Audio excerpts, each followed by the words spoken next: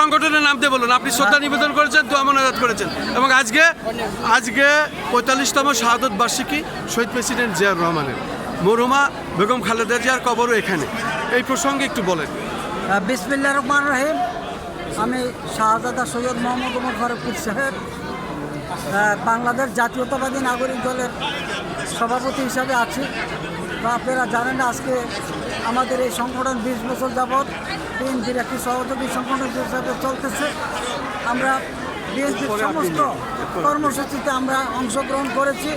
আজকে শহীদ রাষ্ট্রপতি জিয়াউর রহমান সাহেবের 45তম জন্ম শাহাদত বার্ষিকী উপলক্ষে আমরা প্রেসিডেন্ট জিয়াউর রহমান সাহেবের মাজারে ফুল দিয়ে শ্রদ্ধা নিবেদন করেছি, মাজার জিয়ারত করেছি, দোয়া করেছি, মুনাজাত করে ওনার মাগফিরাত কামনা করেছি।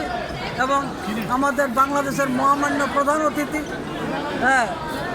বাংলাদেশের জনগণের প্রাণ জননেতা তারেক রহমান সাহেব, উনি আসছেন। এই প্রধানমন্ত্রী মহোদয় আজকে মুনাজাতে অংশগ্রহণ করেছেন, ফুল দিয়ে শ্রদ্ধা নিবেদন করেছেন। যাই হোক, আমরা এই জিয়াউর রহমান সাহেবের মাজারে এসে সবাই আন্তরিকভাবে ধন্যবাদ। আমরা দেখতে পাচ্ছি আমার ভাই আসলে শ্রদ্ধা নিবেদন করবেন এবং আমরা শাহজাদা ওমর ফারুক সাহেবের একটি সংক্ষিপ্ত সাক্ষাৎ দিলাম। পাশাপাশি সেনার সদস্যরা অবসরপ্রাপ্ত তারাও এসেছেন। আমরা ঢাকা 17 বিশেষ করে তারেক রহমানের নির্বাচন অংশগ্রহণ করেছিলাম, সেই সব লোকেরাও আমরা এখানে এসেছি এবং পর্যায়ক্রমে আমরা প্রত্যেকের সাথে মত বিনিময় করলাম, সাক্ষাৎ দিয়েছেন সব জায়গায় এবং তোমার বিতরণ করার জন্য।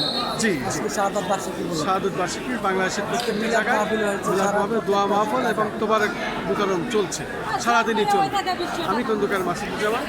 আজকে আমরা শহীদ প্রেসিডেন্ট জিয়াউর রহমানের 45তম শাহাদত বার্ষিকীতে আজকে ওনার দোয়া মাহফিল এবং সারাদিনই শ্রদ্ধা নিবেদন চলবে। আসসালামু আলাইকুম। শহীদ জিয়া অমর হোক, বেগম খালেদা জিয়া অমর হোক এবং তারেক রহমান জিন্দাবাদ, বাংলাদেশ জাতীয়তাবাদী দল বিএনপি জিন্দাবাদ, সবার আগে বাংলাদেশ। বোঝেন কিছু লাস্টে ফিনিশিং আবার খবর নিলাম, এরা কি বোঝে এইসব কথা? ওরা এখানেও দাঁড়ান, হাত উঁচু করবেন, হাত উঁচু করবেন।